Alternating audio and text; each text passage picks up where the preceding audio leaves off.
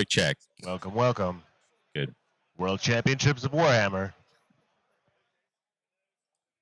All right. Good. Hey, Fish. Welcome back. Thank you, Davey. Glad to be here. We have a good matchup right away here.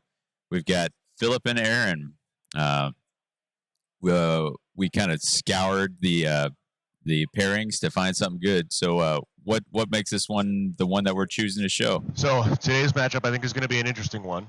Our first player, Aaron, he is playing the Sepulchral Guard, who I think a lot of people, when the 13 were released, kind of overlooked. Yep. They said, well, you know, you're just going to be feeding bounty, and then once someone's inspired, they're worth 0. Who bothers to kill them? Everyone's on 2 moves. They're all down to 2 health.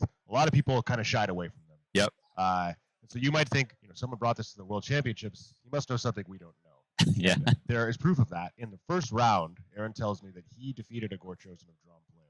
Yes. He beat him 2-1. Yeah. But he took 2 games off of what is presumably the best warband in the game right now. So Aaron does know what he's doing. He told me he's not running Supremacy, which sadly makes sense. But he does have several other options to score, and we've seen him able to do it before. The important thing there is that he knows that, we know that, but his opponent doesn't. His opponent does not know that. Yeah. So he doesn't know anything about Supremacy. You have to assume a hold warband is going for it, even though the bounty issue that's come up. But that is going to be the case. His opponent today, Philip from Poland, is playing Thricefold Discord, which is a really interesting one, also from that set of 13. Another elite warband, but perhaps with a little more counterplay caginess that you'd expect from their previous iteration. And so we're going to be able to see, A, both how they perform on the table, and B, what they do into this kind of interesting opponent. Yeah. So we wanted to represent England, which we haven't seen yet today. And we also wanted to talk about Poland, who we know have plenty of fans back home. So hopefully you guys are tuning in. 2 warbands that haven't been showcased so far on the stream. And Philip is, I believe, 2-0 right now. So he's done quite well. I believe that's correct, yep. Aaron is 1-1, but both games were against Drum. So he's had plenty of experience into elites, did beat one of them. So we'll see exactly how it shapes out today. Aaron did say he checked in with one of his teammates, said, hey, I'm going up against Thricefold. I don't know how to feel about this matchup. Sounded like he hasn't played it before, but his teammate was reassuring me. I think it's actually an okay matchup for you. So proof's going to be on the table. Players are cutting their decks right now. What do you say I think we head on to the action. All right.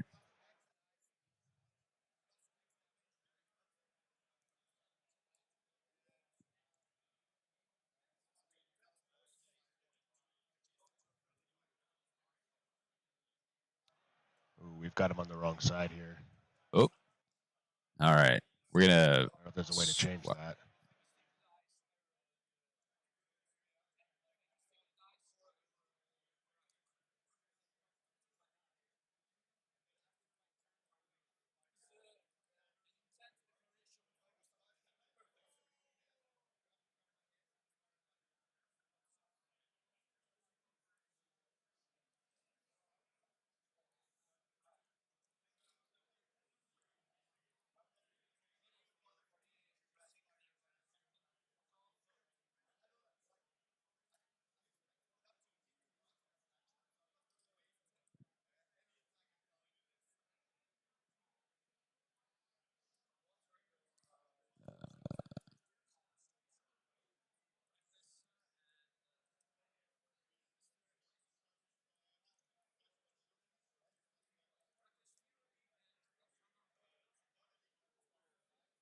All right, so the players are right now drawing their cards, getting ready to go.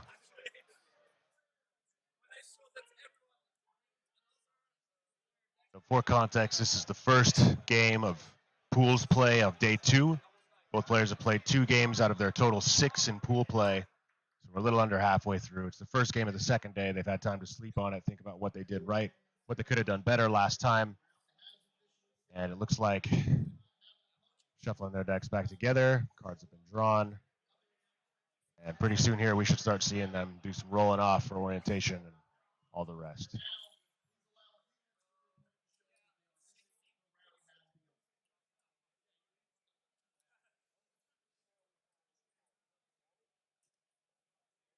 All right, here comes the roll. Philip's roll, hammer. Aaron's roll, hammer. There's no underdog, so we re-roll. And it looks like Philip takes it. So So he will be orienting the board. Side he takes. Going for the one with no blocked hexes. And he selected the 5's orientation. So possibly a little more aggressive here. We know his pairing is Blazing Assault and Countdown to Cataclysm, so presumably he is intending to get into enemy territory and start doing some work there. So we'll have to see if Aaron has the capacity to protect the Warden, because we know Lasavir might be coming in hot. Yeah. Lasavir with that ability to slash out some extra damage. It's a Wicked Slice, I think. Yeah. Immediately after an attack made by a friendly Lasavir, pick an enemy fighter that is not vulnerable, and within 2 hexes of that fighter, inflict 1 damage on that enemy fighter. Gives the chance to, there's going to be a target-rich environment to get these out. Absolutely. And knowing that he has Countdown to Cataclysm, he may have some extra ping ability, so if he can put 1 out with Lasavir, and 1 more with a card, that goes Skeleton off the board. First token's been placed in neutral territory. Philip considering his options. It's a lot to think about when you know you're playing against a hold player. Does he have Supremacy? Does he have Slow Advance? What are the kind of things you need to be worrying about? Philip's very clearly considering a lot of options here, but I think he's made his choice.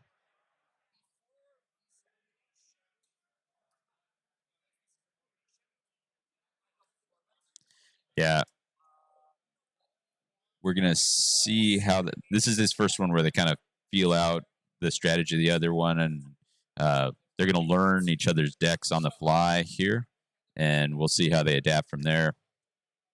So notably, he's placed that first token within 1 of neutral territory, which will allow, oh, and the other one is there too.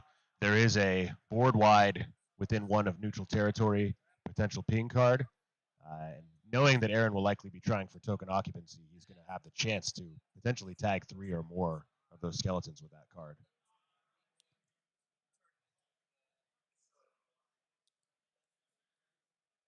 Given the limitation on most pings to not target vulnerable fighters, there is the factor that as the skeletons are resurrected, I think they come back. They come back with only 1 wound, yes. Yeah. So they may be immune to some of that. Yeah. So depending on how early Philip gets that card, we may see it have more or less effect. Now all treasures are down, so they'll flip them.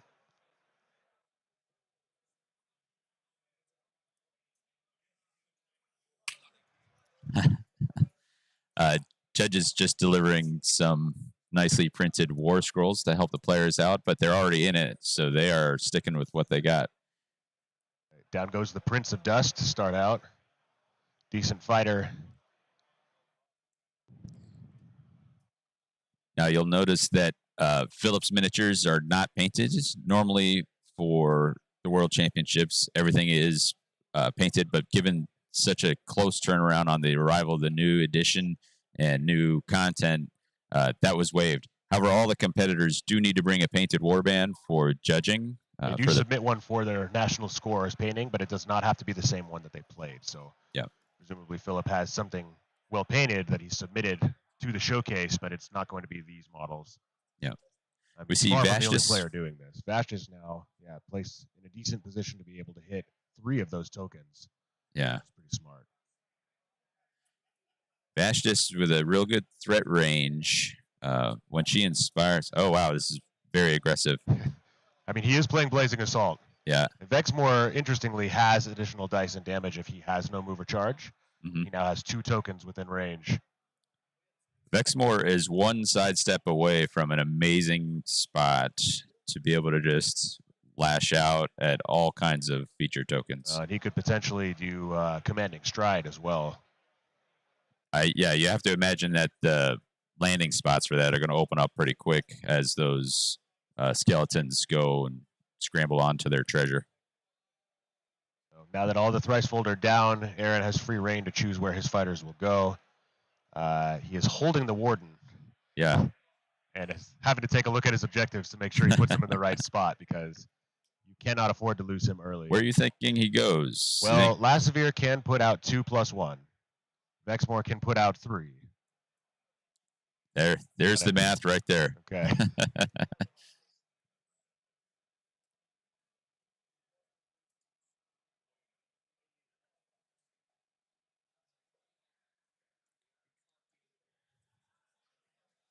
I think it also makes sense given that there are fewer treasure tokens on that bottom side of the board. The Warden presumably won't be standing on them, and so has less of a need. There's another draw. Philip with a flanked result and the crit for Aaron. So he will take the choice. And you can tell the players are becoming more and more comfortable with the flow of the game because Philip pulled that extra power card. No pause. Knew exactly what was supposed to happen. Right. We have a handshake and we're off. Again. All right. Aaron is going to begin with his multi-move from the Warden. Perfectly reasonable opening. Does that ability have a name? It's the name of it is Forward. Pick your leader to use this ability if they have no charge tokens. Pick up the 2 other friendly fighters, and those fighters immediately move. And now he has quite quickly given himself a card. I think name it's of that objective. Cautious Advance. Careful Advance. Careful Advance. Immediately after a friendly fighter moves, if 2 or more friendly fighters have move tokens and are in enemy territory. So pretty much as Aaron described it before the match, some of the cards in this deck, quote, score like butter. And it's starting to look that way. So immediately taking a 1 glory lead. Philip is considering his options. He now has a target. He doesn't need the charge with Lasavir. And another skeleton within 1 if he wants to dish out that extra damage. But it will depend on what cards he has in his hand and what his goal is. You know, honestly, I think this presentation of that skeleton right next to Lasavir is maybe a good bait because it prevents Lasavir from getting those blade splash damage over onto the Warden. So it appears that there was a this is a War Scroll. Thricefold has used a War Scroll ability. Feuding. Eldritch Enmity. Once per game, you can use this ability in a power step instead of playing a card. Pick 2 friendly fighters and push them each up to 1 hex. And they must be further from one another after it is done. So that's allowed him to move Exmoor into that prime position we talked about.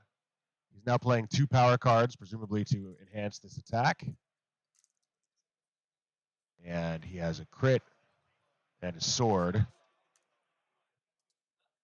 Not sure. I think he's charged into the Warden. He has, yep. And it looks like 3 damage on the Warden right away, and then 1 extra damage on the Rising Petitioner. So that must have Twist the Knife in there. You are good to go. Kill team, start play.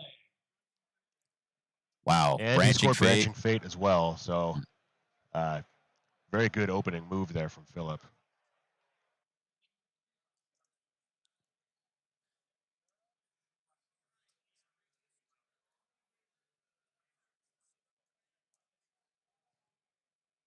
I think we only have.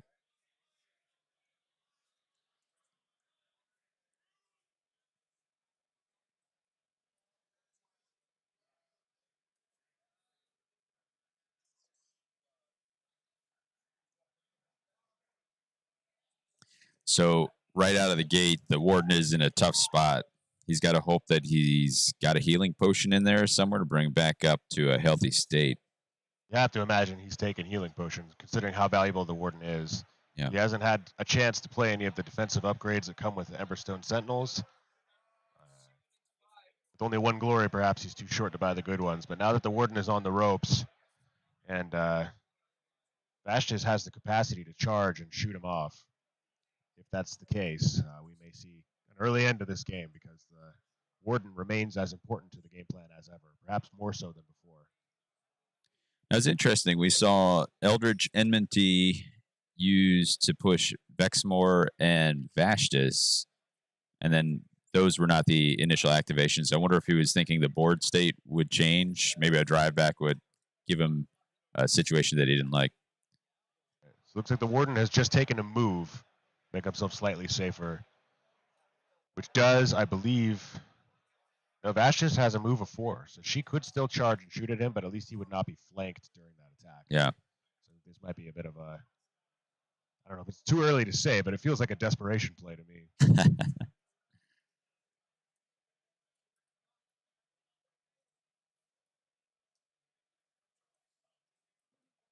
All right, Philip has placed accurate for a reroll of his attack dice on Vashtis, so I think we know what's coming next. Yeah. Aaron looking for answers in his hand, but here comes that attack.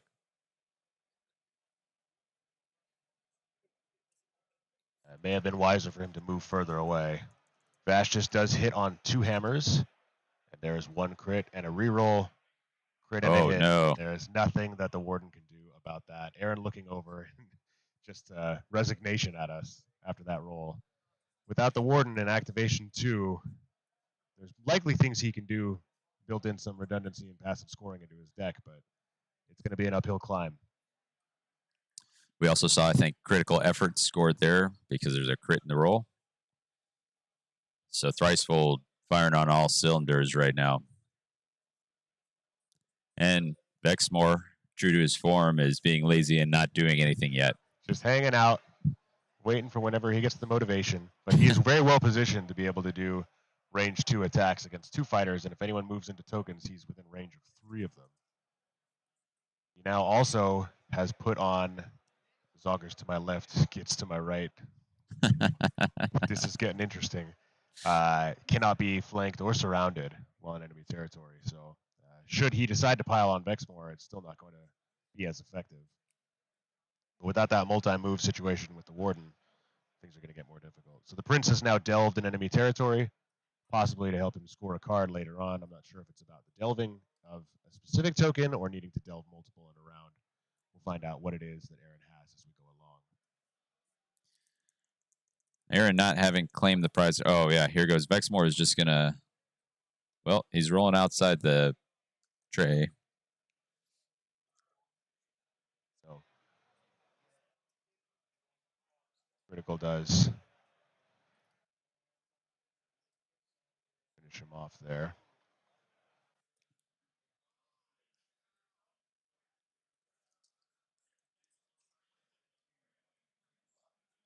And seeing as the Warden is out of action, the Sepulchral Guard have, I think, no remaining options to be able to resurrect fighters. Yeah, every casualty is going to count. Bone Shrapnel there to deal 1 damage to Vexmore, but he did That's not correct. appear to take it. Maybe he's saving that for one of the softer targets later on. Or maybe he doesn't see any value in doing damage in the first place. I think Vexmore is a candidate to go down. He's only ever on 1 dice. He has no damage reduction, and he's got a bounty of 3. So maybe just keeping the door open for that route back in.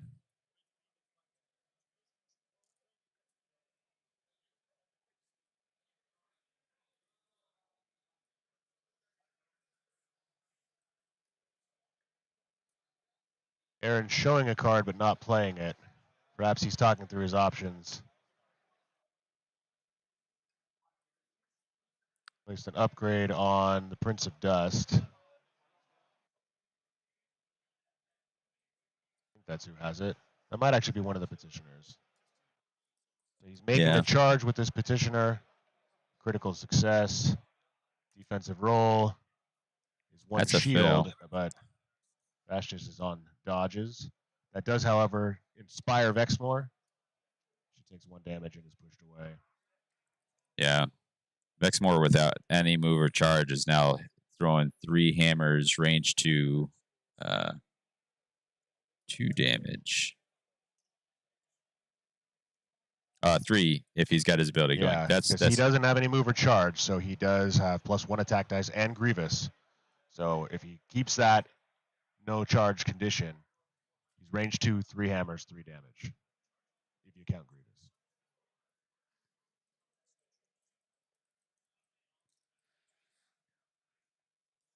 Capsule asking where the suits have gone. Everyone's settling in, getting a little more relaxed. We got to keep the vibe with the room. Hold the Line is being played now, so no drive back. So after this, unless he slays the skeleton, Aaron will continue to hold 2 tokens. And it looks like Vexmore is just going to lay about with that spear. 3, looking for hammers. He has a critical and a success. And 1 shield won't do it. Down goes another Oh, my petitioner. goodness. a bit of a grimace on Aaron's face. I think he knows there's fewer and fewer paths to victory for him as it goes along, tapping his head in some frustration.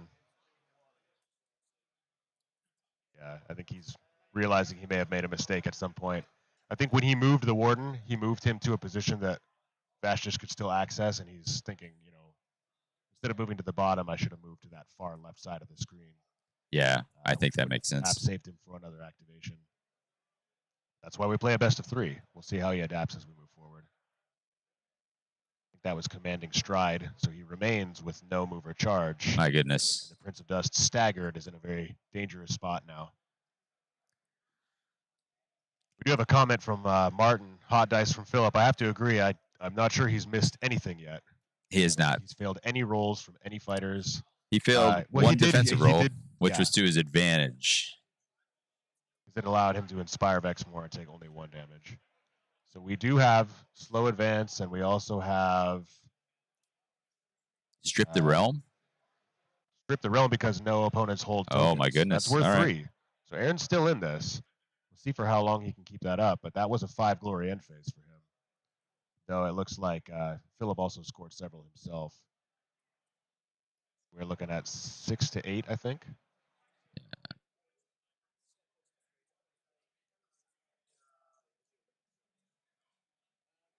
Aaron showing 7. Well, it may not be 6 because he's only put down 3 glory. I'm not sure if he was showing a card he was discarding. One of his glory is 5. Ah, I see there. Yep. So it's 7. 7 to 11 is the current.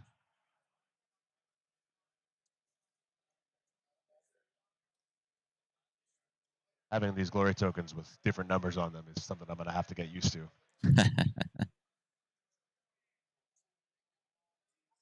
We got a few votes for getting Iltharis on stream. We will definitely see what we can pull in here. There are 2 Iltharis players. One of them is currently undefeated. So we'll see who's available, what their opponent is, and what we can make the most interesting matchups. But Iltharis being one of those not yet previewed warbands, it could be interesting to have them on sometime today if it presents itself as a good opportunity. Yeah. There was, unfortunately, a mirror match of Iltharis in the very first round. And so, by definition, one of them couldn't be undefeated anymore. But after they played each other, they both went on to play a Drums player, and They each both beat won. them. Yes. Yep.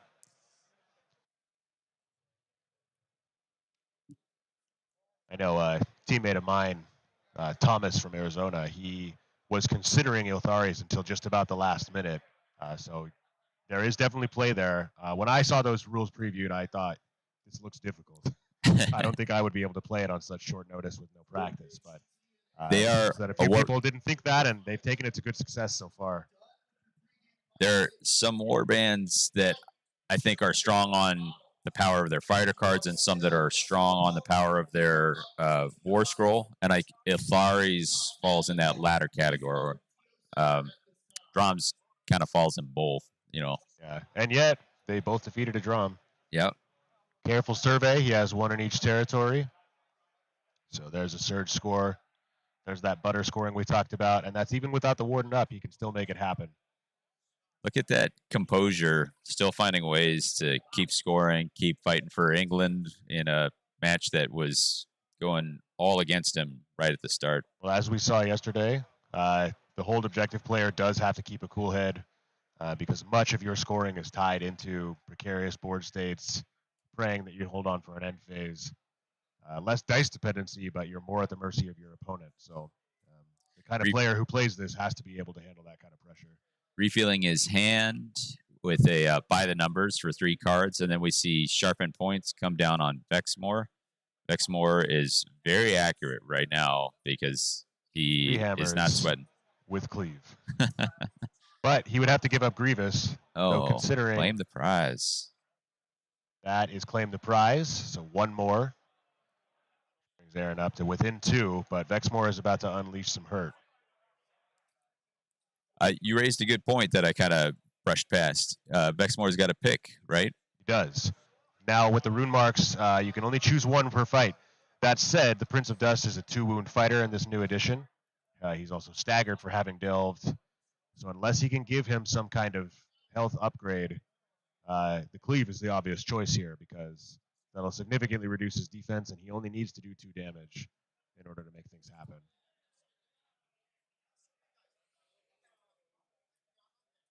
Philip asking a clarifying question about the upgrade that is on the Prince of Dust. And I'll admit I've already forgotten which one it is.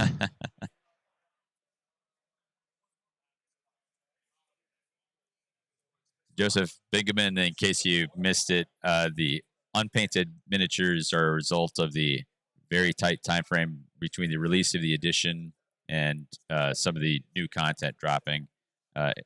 The organizers elected to let players bring unpainted models. They did have to bring some painted warband for judging for the purposes of country scoring.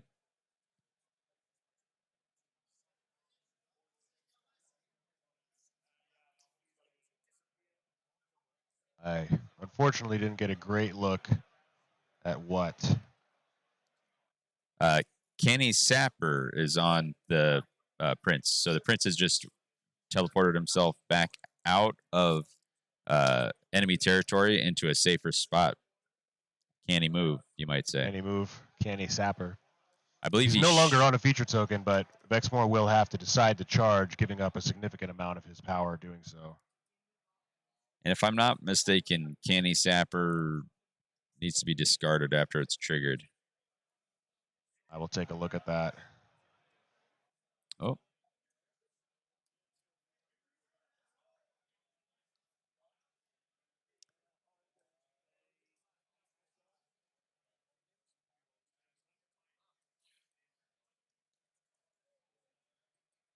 Yeah, Canny Sapper should be discarded after it's used here.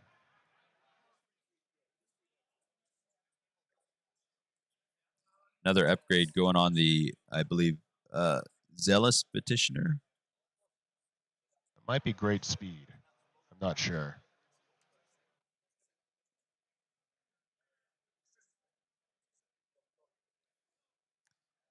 Yeah, Famine 408. We did finally get the shipment in, so everybody's using official cards. It's easier on our eyes here. Vexmore with another tremendous roll. As you can ask for. He's starting to make the other Thricefold jealous that they're not getting to Inspire. No, I'm not sure that they need to.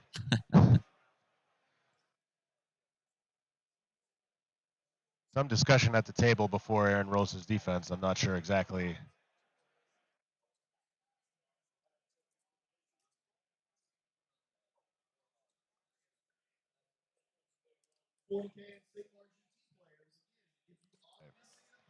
Another rolling for the purpose of rolling, but I don't think there was anything he could have done to save it there. Score at 13-9. And with only 3 fighters remaining, and still having to come into Vexmore's kitchen, I don't know what else Aaron can do here.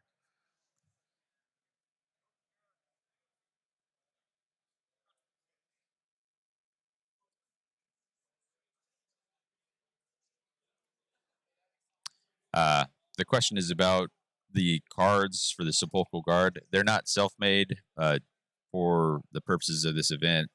GW printed out. They're not true cards. They're like on cardstock. Higher quality than I do with my printer. Yeah, the ones that I did myself, sleeved alongside some old like Harrow Deep cards, look much worse than this, but they are pretty solid quality, and they were just printed in-house here relatively quickly, but glossy and in full color, so as close as you're going to get to fighter cards for those 13.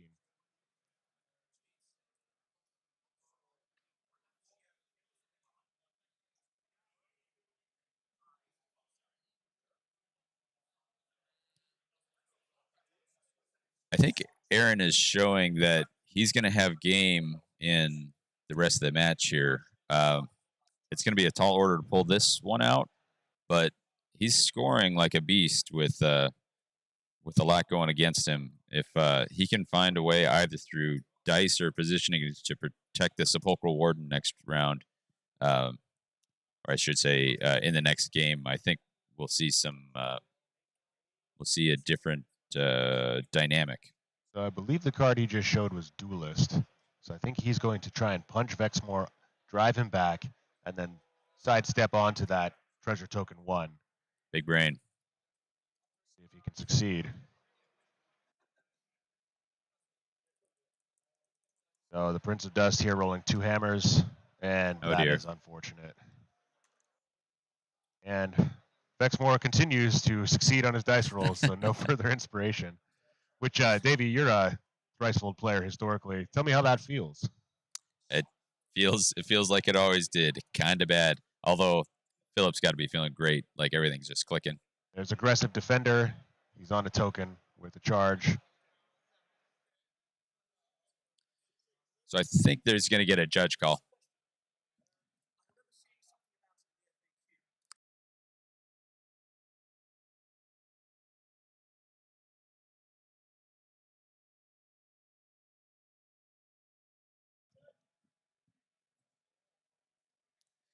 Getting a judge over to help with the aggressive defender. The players turned us, but we are not permitted to make any calls or interventions here. We're purely observers. Brian, the noble judge that he is here to help things out. So my understanding of this rule is that it is not in the FAQ, or at least not that I can see.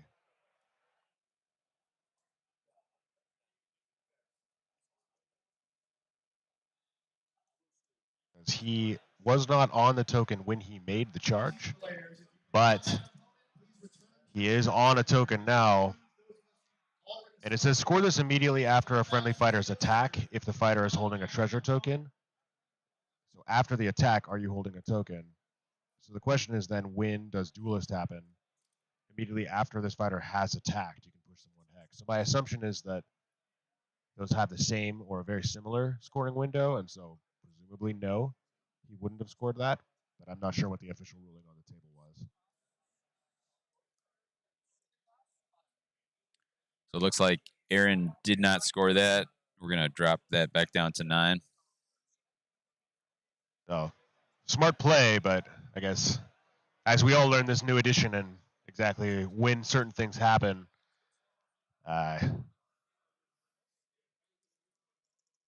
even if he hadn't been able to score that card, it's still valuable to have potentially driven him back and then be more than 2 hexes away. Vexmore finally giving someone a chance here.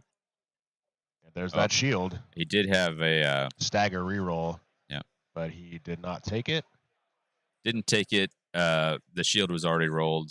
And with he was cleave, using cleave. with cleave, it was irrelevant. So.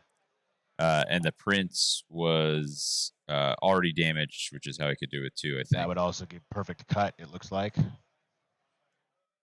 So Philip moving his tokens to 20 total glory. No, 15.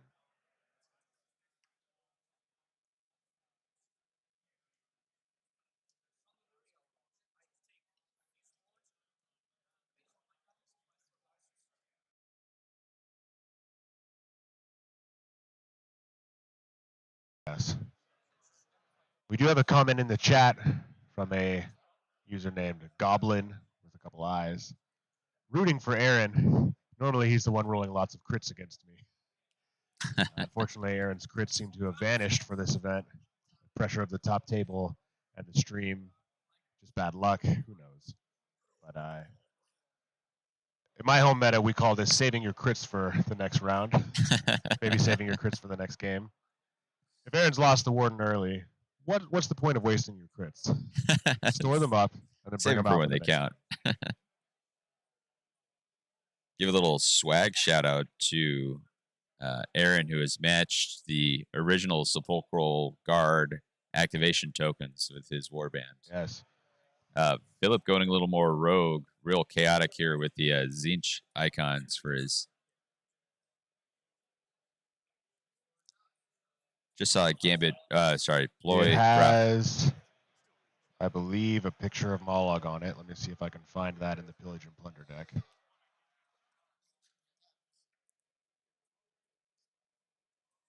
No, I'm unclear on what card that was, and it's now gone. We got one sitting out on the board. Do we know what that one is? That looks like a Pillage and Plunder card. And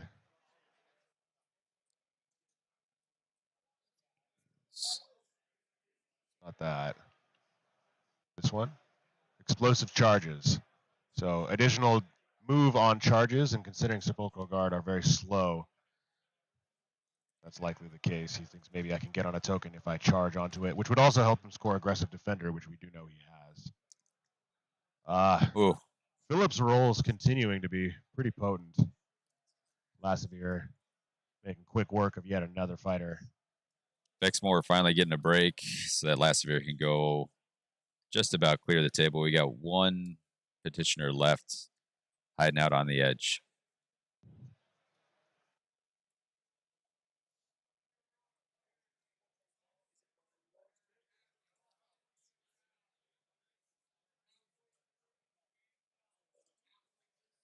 You might think that Aaron might be interested in, conceding at this point, but for the purpose of Worlds, they got to score everything out. So one of the tiebreaker conditions across all of the matches, as well as national point scoring. Mhm. Even if you know you've lost the game, if you can scrape out 1 or 2 more glory, that may be the difference between England placing at a certain spot and somewhere else. So for his countrymen, if for nothing else, Aaron's got to fight this one out to the end.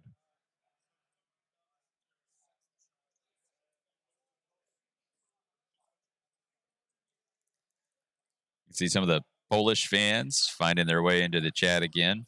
They were representing big time yesterday in our first matchup. For those who have not been following on Best Coast Pairings, our Polish player from yesterday, Pavel, he did go on to win his next match, apparently in pretty decisive form. So It was. We may be seeing him again in the top cut if he continues to do well. He more charging and inspiring Lasavir for fun. So selfless. He went on and played Zarbag's Gitz, and he had the first match 17-17, won on tiebreakers. Second game 18-18, won on tiebreakers. Incredible. We saw how well he could play, and he's always in it. So we have not yet seen a Zarbag's Gitz on this stream. Very interesting looking warband. Desolate Homeland, still finding a way to score. Like I said, at this point, maybe for more pride's sake than anything else, but you do have countrymen who are relying on you to run up the score as best you can. That being said, it looks like we have a pretty substantial score here coming out of Philip as well.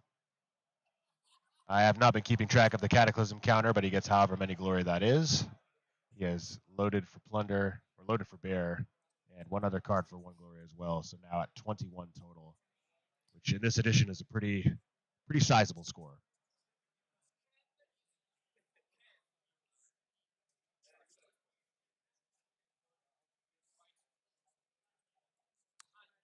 And that's 21 after 2 rounds. Yeah, we are not done. Wow. Polish fans currently hoping he steps on the gas for Annihilation. Not sure if he's running that card, but wouldn't that be something? I did hear somebody got Annihilation scored on them. Someone did score Annihilation earlier this tournament. So at least one player is running it, and it has been scored. Somebody with ice in their veins is out there. I don't know. Taking a look at the body language on the table, I'm pretty sure Philip has ice in his veins as well. So we'll see if Annihilation makes its way out in the round 3.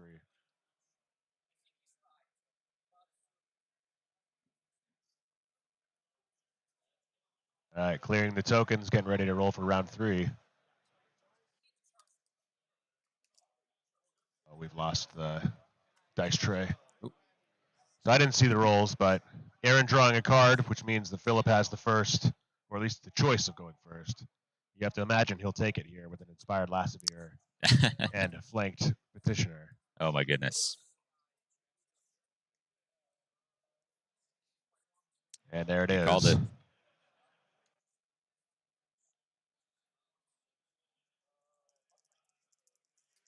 All right, inspired Lasavir, rolling 3 hammers. There's a crit and a boy. success and a success.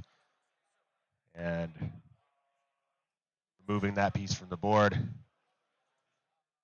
Aaron is out of fighters. So you can take the focus action a couple times in case there's any card he could possibly score with no fighters left. Being unable to plunder, delve, I suppose. I'm not sure there's much else he can do. To Joseph's question, so this is Nemesis format, which means that both players have been able to select 2 decks, shuffle them together, pick what they want from each. Every Rivals deck has 16 glory in it as a cap. A couple have maybe some variable, like I was going to say Spread Chaos, but it's a one that's variable for your Cataclysm count. But that at its upper end gets you to your 16. That requirement is not in place for Nemesis building, which means that there's a certain strategy, like which pairings am I doing? Where can I potentially build higher than 16? Presumably those are harder to reach, though. So yeah. Speaking to some of the players, it looks like many of these Nemesis decks come out to a possible max between 16 and 18. Yeah. I think a lot of people have chosen not to push towards higher numbers because those objectives become progressively more difficult to score. Yeah. So, yes, you can go above 16, but many players are not going much past that in their Nemesis pairings.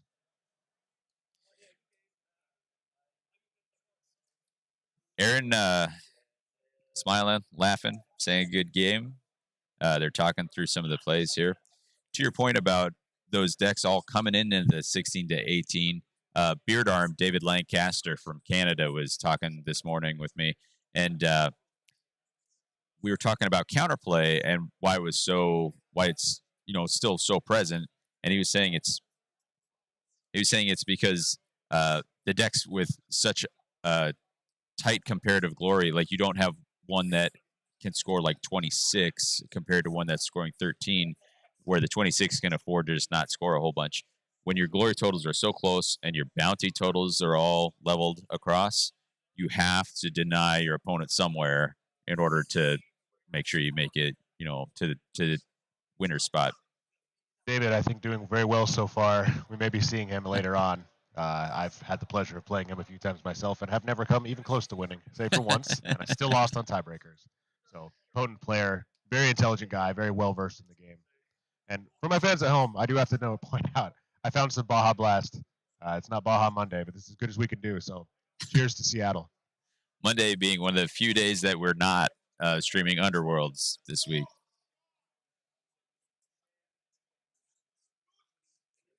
Players are shuffling up, getting ready to align the board for the next game. Aaron was recording the score for posterity. Yeah. It's easy to forget, especially if you go to a third round. What was the glory score in game 1? And when you have to report that for tournament standings, it's good to write it down in the moment. So both players shuffling. I've definitely gotten to the end of a match and had to ask my opponent, I'm like, do you have any idea what the scores were?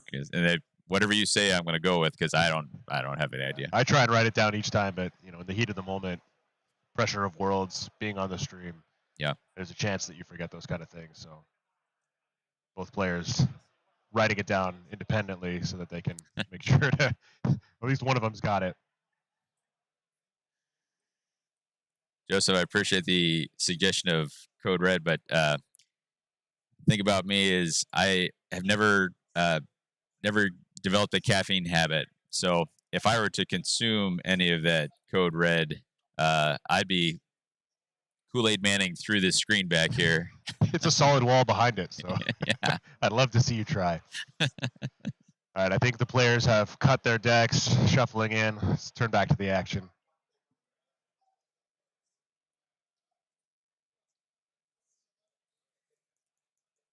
All right, so Philip did win the roll-off for the first round, able to orient the board and choose his side. And so in this turn, Aaron is presumed to have won that roll, so we'll see what he does choose when it's his turn. I would imagine that he's going to choose the 9s orientation to give himself a little more space.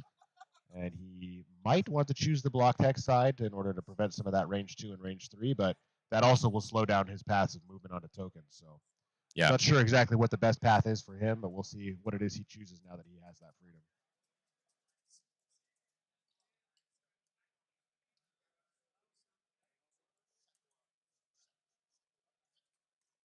The elaborate dance of deck cutting is complete.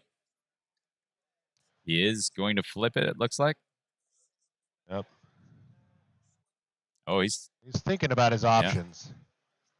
The challenge with this is, seeing as we're all so new, You may not always know exactly what the best board orientation is for yourself, and then knowing what your opponent might want is a skill that's going to be even harder to develop. But he did choose the 9s orientation, which does give him a board edge hex placement for the Warden, so that might give him a little bit more safety, at least to start. And if the Warden survives for 3 turns instead of 2, he'll have improved. Philip thinking where he wants to place that token in neutral territory. So I think if Lassevier starts in that starting hex right next to the stagger hex, and then that's a 5-speed fighter. Lassevier Could can still reach get the to Warden. back. Yeah. So the Warden may not be safe anywhere, though at least he would have to charge into a flanked position. That's true. Which may possibly be enough. There's there is always the chance that Aaron gets the first activation and can do something to disrupt. That's true. That. He's also helped last game by having presumably determined effort and twist the knife. We did see him roll. So we don't know that Philip will have those cards in hand. Yeah. Yeah, putting all of your resources into that important attack and hitting it is it's a gamble, but it definitely paid off for Philip in game 1.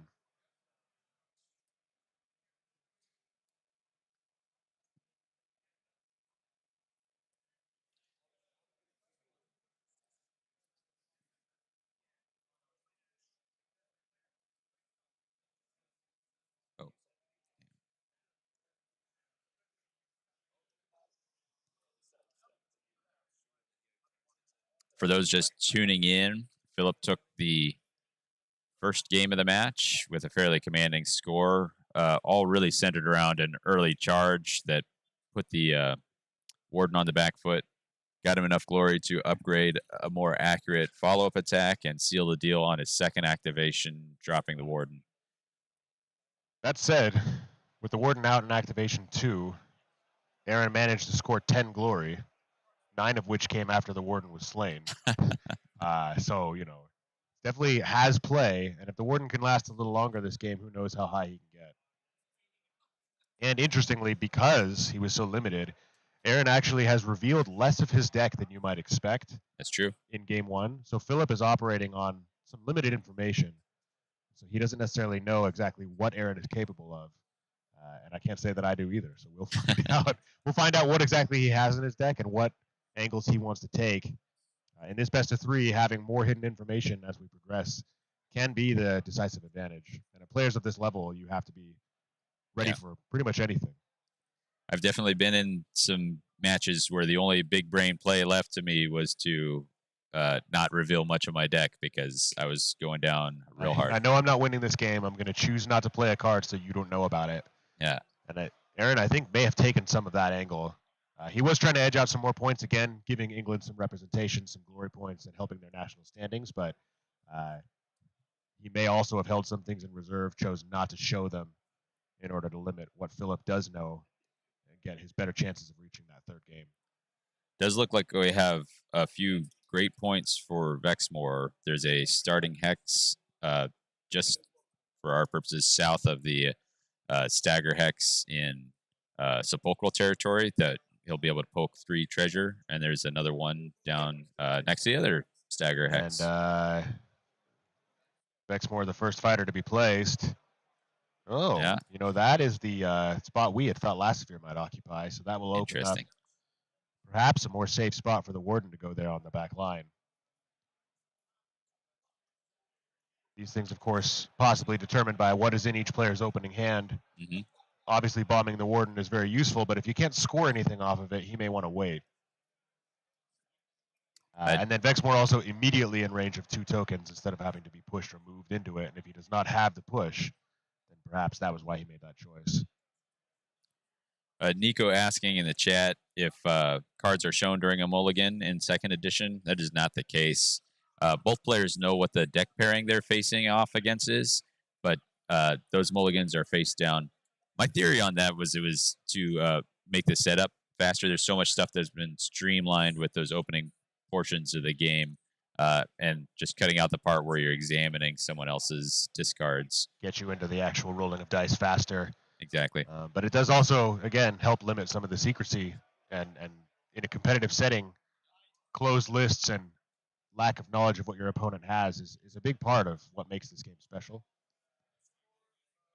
And yeah, Aaron being very deliberate about where Lasseter can and cannot reach this game. So now the question is, does he place him on the top end of the board where he has Vashes to worry about, but not much else? Okay. I might have gone. At least he's safe for turn one. Yep. Unless there's a Wings of War in there, which we'll see. Aaron winning that roll off. Another shake. Presumably, Aaron will be taking the first activation in order to even better protect himself. But as a hold player, you sometimes do want to go second. So we'll see which one he takes. Philip's drawn his extra card. Aaron inspecting what he has in hand.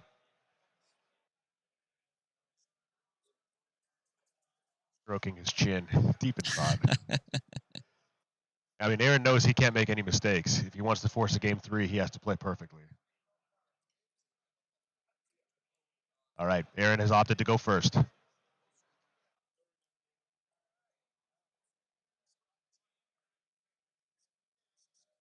said, I'm not sure he knows what he wants to do first, but he has chosen to go first.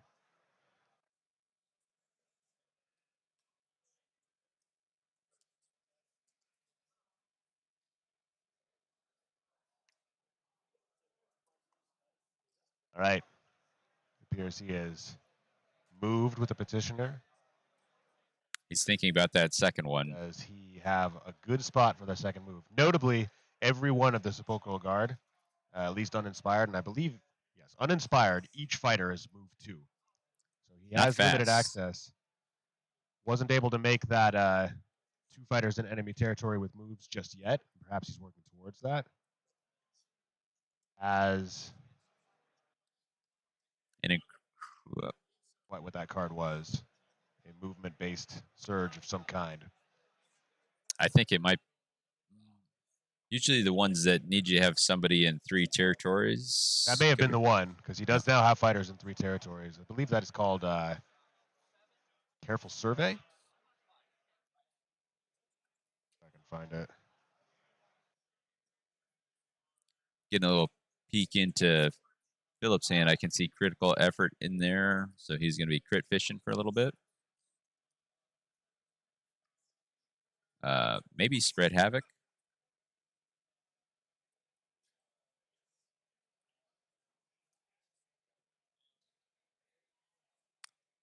Philip surveying the board. I think he's really deciding how hard he wants to commit to going after the warden. If he doesn't have the goods power card wise, he may be a little unwilling to get such a big dive going. Depending on what his objectives are, we know he needs to get a critical on an attack. He may have Branching Fate. I'm not sure if that's in there or not. But without the dice support or rerolls, gambling on the dice is a great way to lose, as I've learned before. And you got to imagine that a player of this caliber maybe takes fewer risks than I do. Does not have Branching Fate in hand.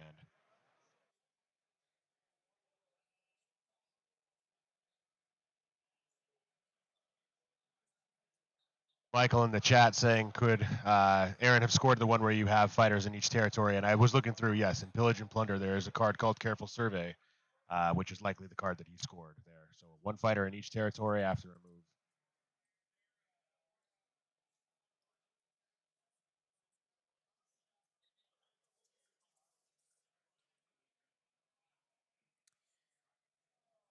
Taking a lot of time with this first action, but I think that's understandable given how pivotal the first action was in the first game. We're really going to set the tone of the game with what we do here. If you make a charge and miss, that gives the skeletons the ability to dance wherever they want. So we have chosen a sidestep, and Lasseter is now again within charge range of the warden. Aaron is leaning back in his chair, ready for it. All right. Here we go. He is in the flanked position as we discussed before, so a little bit more defensive ability here. No additional gambits coming out. We see Uninspired Lasseter hitting on swords, so we have 1 critical, but nothing else. We see enough for critical effort. But it is a failure. Aaron, hand at his face. Looks over at the table, shaking his head. That's the defensive role you need to get. Question in the chat from Steven. Is there any way to see the current standings? There is on Best Coast Pairings. If you're able to access that, we do have live tournament updates there. Best Coast Pairings able to show you the results and glory totals from rounds 1 and 2 so far. And as games begin to finish in game 3, they will be populated there as well. So the Warden appears to have taken 3 damage. That's right, because the Lassivere's blade ability, Wicked Slice, does not have to be on a different fighter. It can be the same fighter that Pick Lassivere an enemy fighter that is not vulnerable, which is why he wasn't able to do it last game, because he had made the Warden vulnerable. But seeing as the Warden was not vulnerable after the 2 damage hit, he was able to Wicked Slice. So the Warden currently vulnerable. If there is some other movement ability, we may be able to see yet another one of those ranged attacks out of Vashtis to finish him off.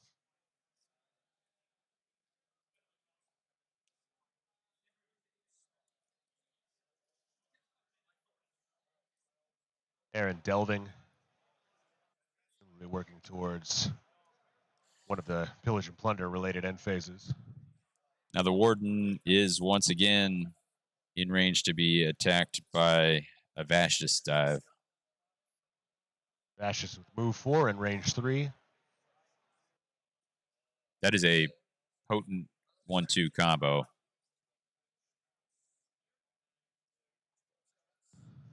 And Aaron would not benefit from the advantage of being flanked in this situation either, and would be flanked in turn by Lassivere being there, having not driven the Warden back. So can't say for certain that that's the case, but I would imagine. There's a healing potion. There All it right. is. We were looking for that last game. We now have it. Aaron is not the underdog, though, so he only heals for 1. That might be enough to keep the Warden on his feet for another activation or 2. Should point out, we're showing a score of 2 glory for Aaron, 1 for Philip. Philip's not repping any on the table, but he did pretty clearly score critical effort. Yes, he placed that card in his scored pile and just pointed at it and then placed his glory down on the table. So we are, in fact, 2-1. Aaron with the advantage, but Philip about to take what may be a pretty decisive activation.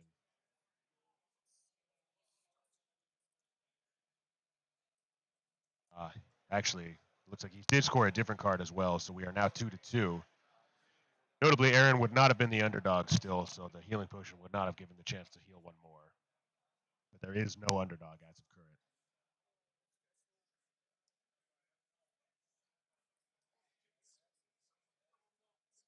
Luke, I hear you excited about the Ulthari's Guardians. If we find ourselves with a lonely action, maybe we'll cover some of that in a little bit, and we're really hoping to get them on the stream later.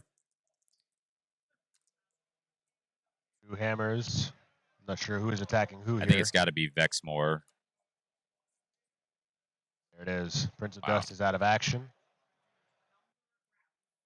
No longer holding that feature token. Did not delve it before he went down. 1 glory to Philip, making him the leader.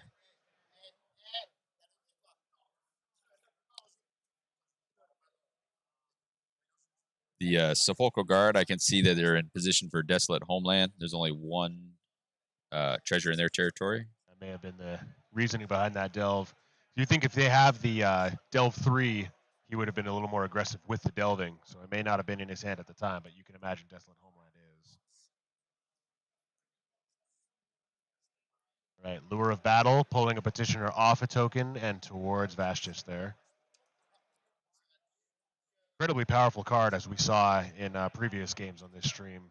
Used at the right time, it can be just backbreaking to a hold strategy.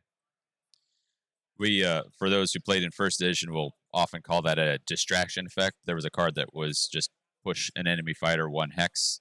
That was incredibly powerful, still is. So even cards that are more restricted here, where you have to pull someone to be adjacent to you, great deck building choice. In order to move an enemy fighter, useful if you're fighting an aggressive player that you want to be able to get an extra attack on, useful to take a positional player off of the position they need to be in.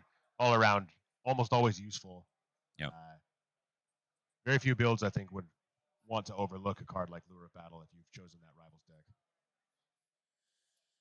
Vexmore being pushed away with our Eldritch Enmity War Scroll ability. Same thing we saw to open the last game. And now Vexmore charging in an attempt to finish off the Warden. Now he will not have extra dice, but he is getting the benefit of flanked. We'll see if the Warden can make it through. So Vexmore uninspired is one hammer. But And here, he is playing what I have to imagine is determined effort. I thought I saw a little glory. Oh, he just Gave him an upgrade with the Thricefold Discord's War Scroll ability. Not sure what that was. and I don't know what the Warden Oh, had. you know what it is? He took it away and he gave him great speed. So there's a crit. Whatever defensive tech that was on is now off. And flanked is not going to be enough. And the Warden is gone. Oh boy. So he made it through 3 activations instead of 2 this round. But Aaron wincing, leaning back in his chair, hands on his head. It is rough out here for the Skeletons.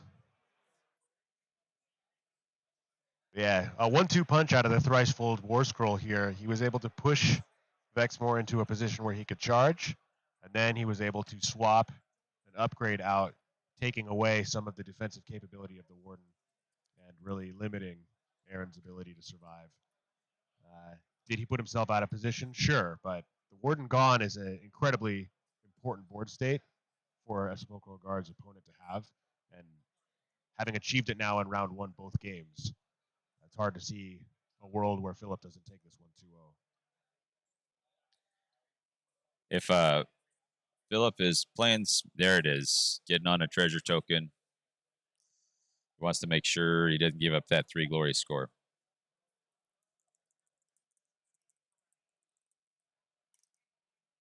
Oh my. Crit. And so seeing as crits now count as regular successes, that would be considered a tie. Can drive back, so he's chosen to do that. And now that he's charged out, he's put himself in a position where Vexmore can hit him. Suppose he already could, but being off the token is important. Now, one thing for viewers at home to know, Aaron talked to me a little bit before this match. He is holding a card in his deck.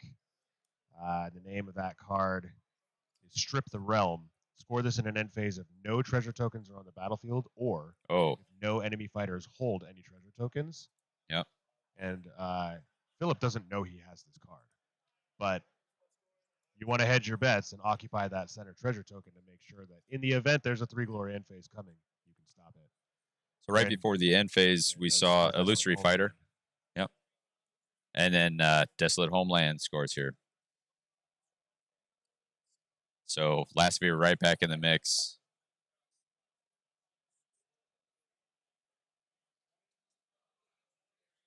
Armar was asking if we are doing 4 games today with the earlier start.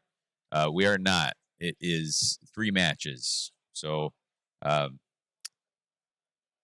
we'll be spaced fairly evenly throughout the day. Should probably get a sense of when that second match is. I don't actually know when the second match will start, but if this one does wrap up relatively quick, we may have some time in between. Could potentially get an interview or 2 out of some people. I know we've had several people clamoring for more information on those Grand Alliance teams. If we can find a Grand Alliance player who's free, maybe they can let the cat out of the bag a day early for you folks. That would be quite appealing. All right, let's make sure our glory totals are good here. Philip at 6, it looks like. Aaron at 3. Again, the Thricefold in quite a powerful position. The gap may widen, though. We've seen before Aaron has a way to claw back. With more fighters on the board than he had last time, he's got more opportunity to do this. He was able to bring the Prince of Dust back onto the board before the Warden was slain, so still plenty more to go. Prince of Dust has some work to do as the only inspired fighter on the board. Swords do beat flanked, so Aaron will have the choice of going first. Philip drawing his extra card. What do you think the play is here for Aaron? Does he try and leverage the Prince of Dust being in a adjacent position, or is he trying to score off tokens still? I don't know. He's got to decide if he's going to commit to making bounty part of his game plan. Unfortunately, the Prince right now could get to treasure token 5, but that's still got Vexmore ability to. Vexmore and Vashtis in range of striking him if he goes, and he is a vulnerable fighter now, so somewhat precarious. Inspired Prince of Dust, for those viewing at home, has an attack profile of 2 hammers, 2 damage with stagger. So unless he has some Grievous support somewhere, won't be able to take Vexmore down in 2 hits. So it may not be worth his while to spend some time attacking. We have a petitioner charging onto a treasure token in order to make a attack that he has as an upgrade, a range 2. Unfortunately, missing that and granting the Inspire because Lassevier safely rolled nothing. And does delve in enemy territory for Claim the Prize, though, so he gets at least 1 glory out of that action. Yep. Have to wonder if he had aggressive defender in hand as well, but I didn't see it come out. Yeah, that makes more sense. Though I'd take a chance at inspiring another Thricefold.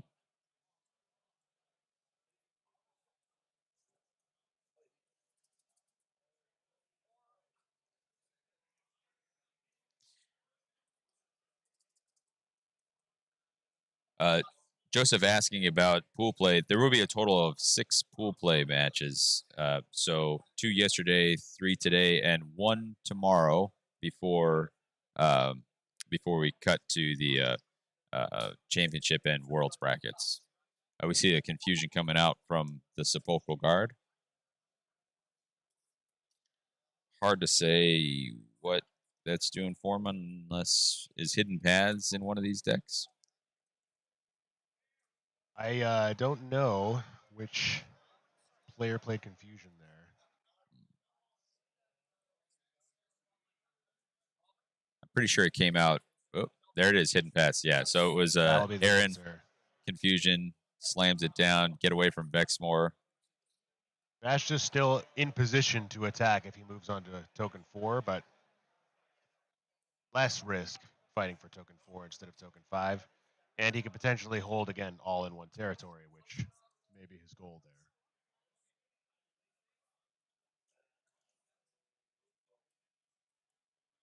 Delving back.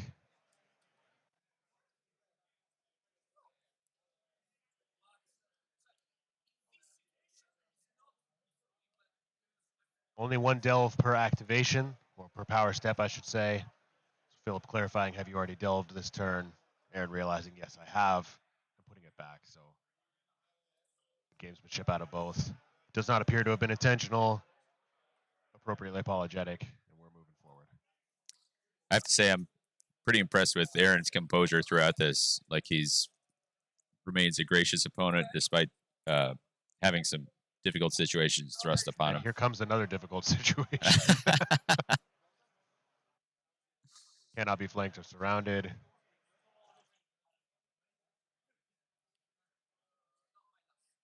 Aaron asking for clarification how is it possible Vexmore had so crazy many dice?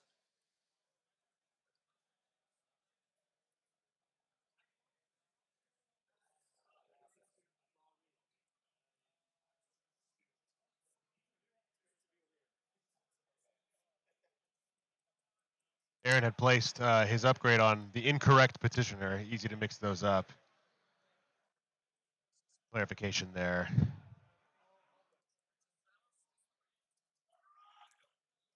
Philip picking up some bounty, double checking that his score is correct. Finding that it is. I think if it was him, I was like, I feel like I'm in an amazing position. How am I not higher than 7 glory right now?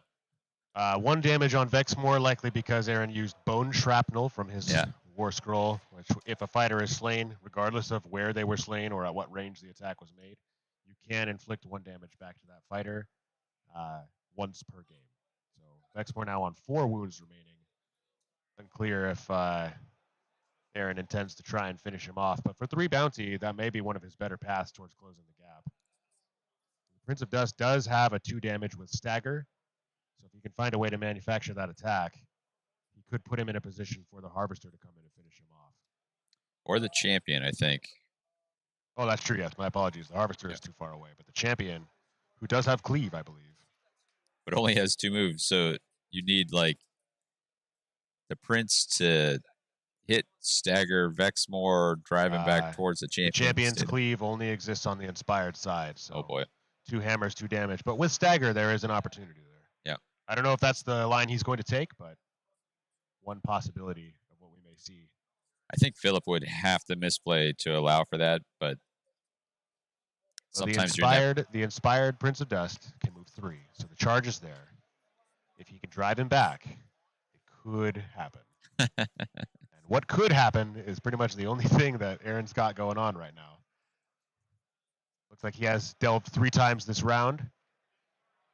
Does score a surge for that. Now, if he's got the end phase score for that too, well, it's not been 3 different treasure that 3 he's different treasures dealt. to score broken prospects. Alternatively, you can delve one that was held by the enemy warband at the start of the round. The only token that met that condition is token 3, and Vastus is still occupying it. So he would have to have delved 3 different treasure tokens. So perhaps we're not going to go attack Vexmore. The Prince will move on to token 4 to delve that in order to lock down the broken prospect score for 2.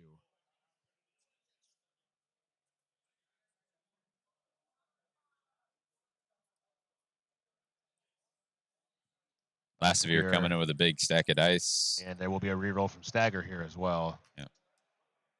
One has left the bin. Lassevier is uninspired, so hitting on swords. So that's 3 misses.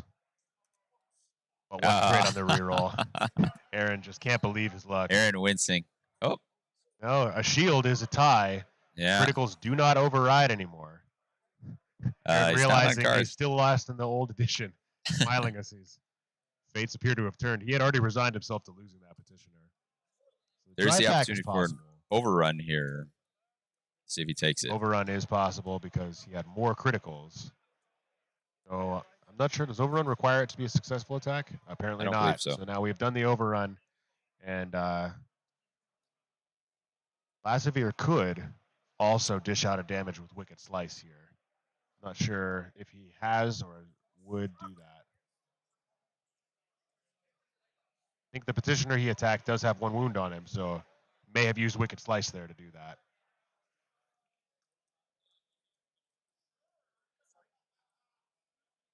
Yeah, I think that's what happened.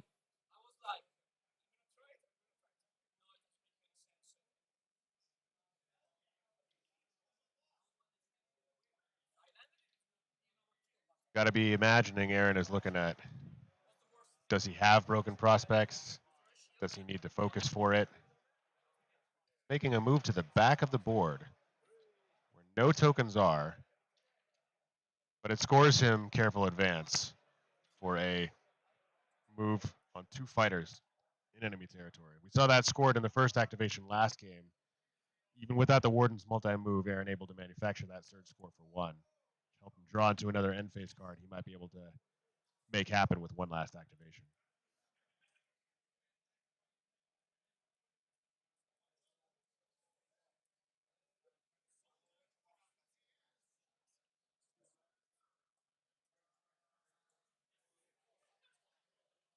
So Vexmore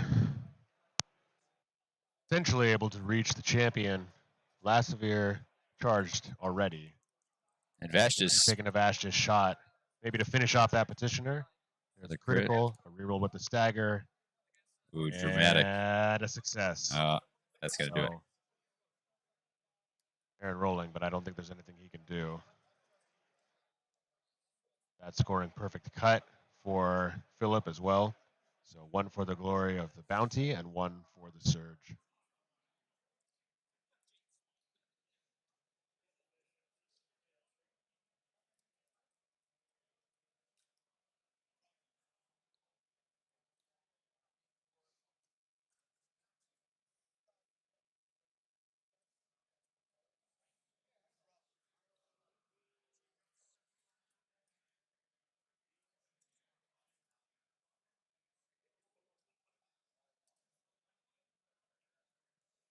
All right, the Prince coming back. Moved on to token 4. If he delves this, he does have the possibility of scoring. I believe the name is Broken Realm. That's true. And Broken now Prospects. he has, I think, played Hold the Line, prevent drivebacks.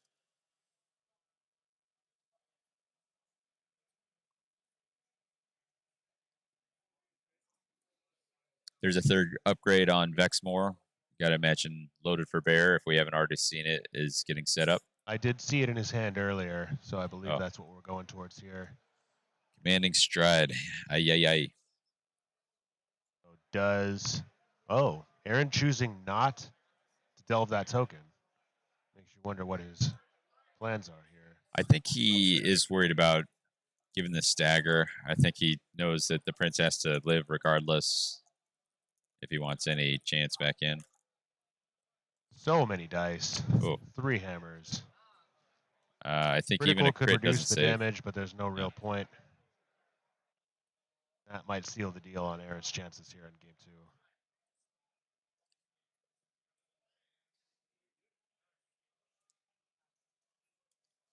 Prince giving up no bounty, seeing as he was a resurrected fighter with a raise token. Still only 3 ahead is Philip, but fewer and fewer options presenting himself for Aaron.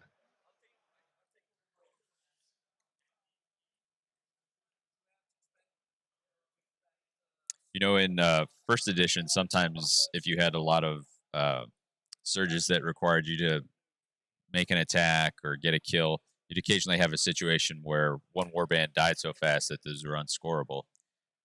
I think I've been finding with like the health totals, I haven't seen that occur in any games yet. Yeah, we did end up having a tabling, but it was at the very end of the game. Yeah.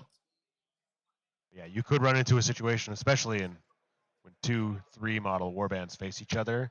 One of them gets, a good enough hand, good enough dice. They can end up having no targets left, and you can't score any of your kill surges, your attack-related surges. Things that require interaction with your opponent do need an opponent on the board. So sometimes you would run short on that. I haven't witnessed that much in this edition either, though we'll see what other decks are to come.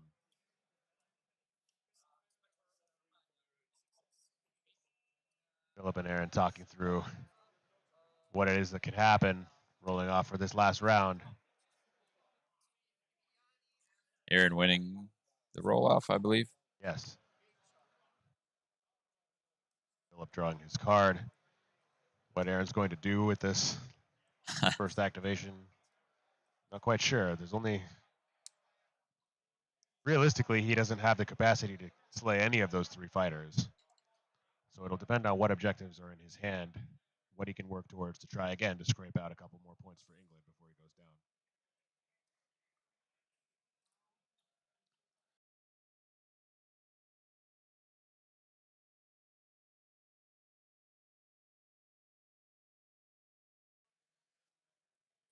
Curtis, BCP is showing a leaderboard. I'll see if I can get a link in the chat here for you.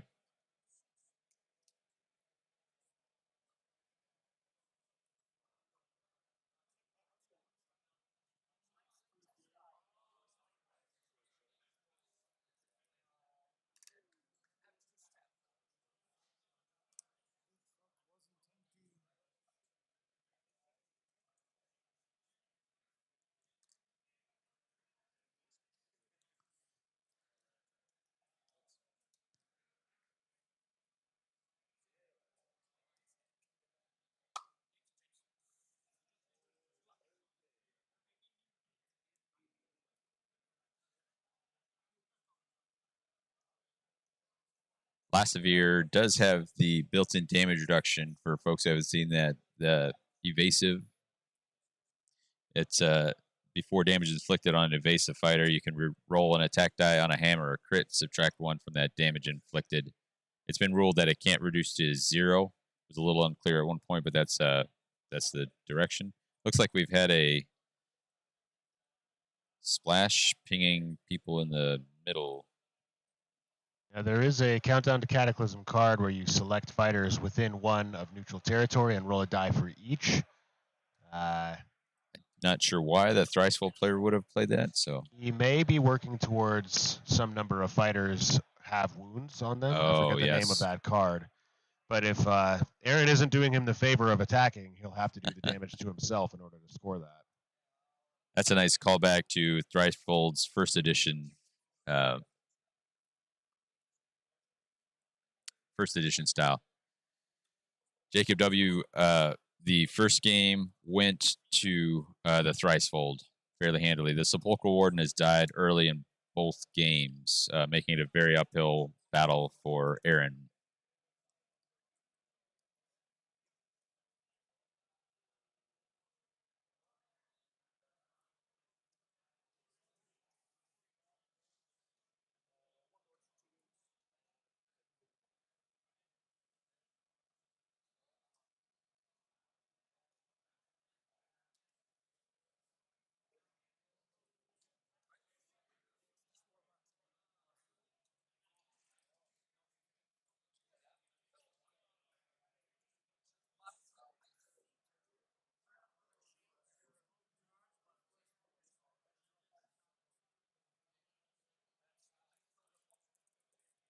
And the Warden, being dead, is waiting for his minions to join him.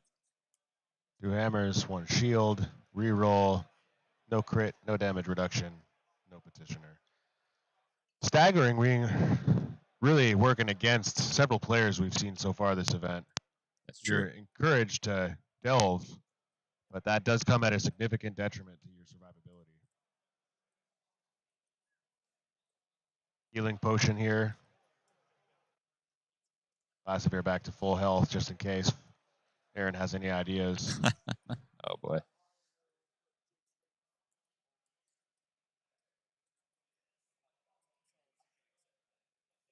The Harvester is picked up. I can see Sepsimus on that. That's great strength. Okay.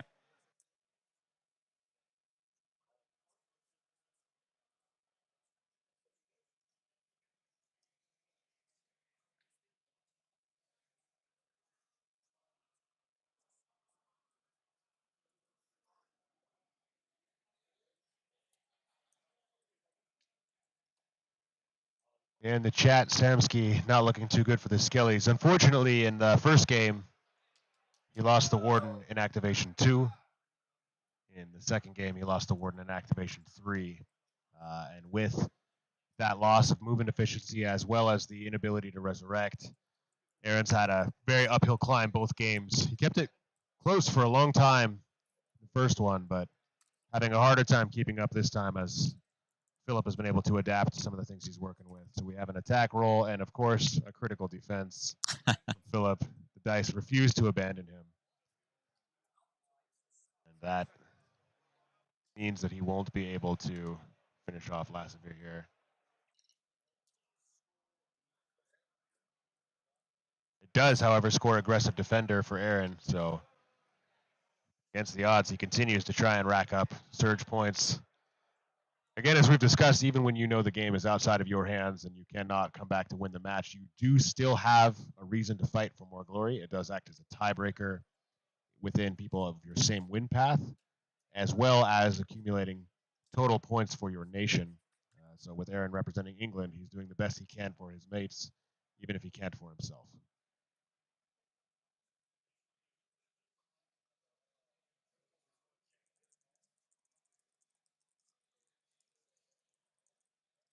Lasavir dishing out, of course.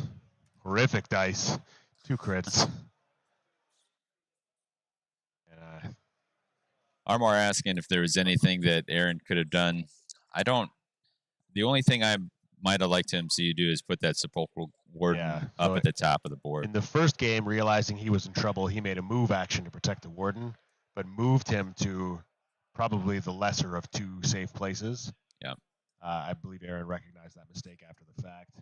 And then in this game, he deployed him in probably the less safe of 2 options as well. So taking a risk both times didn't pay off. You can never know exactly what your opponent will do, how the dice will fall, but there may have been more reliable protective positioning that Aaron could have taken, and unfortunately, it didn't work out for him this game.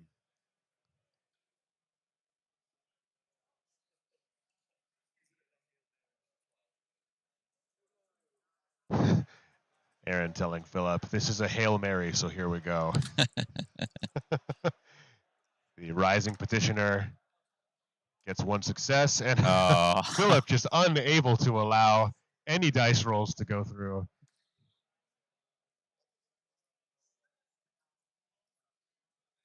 Rising Petitioner all on his lonesome against all three demons.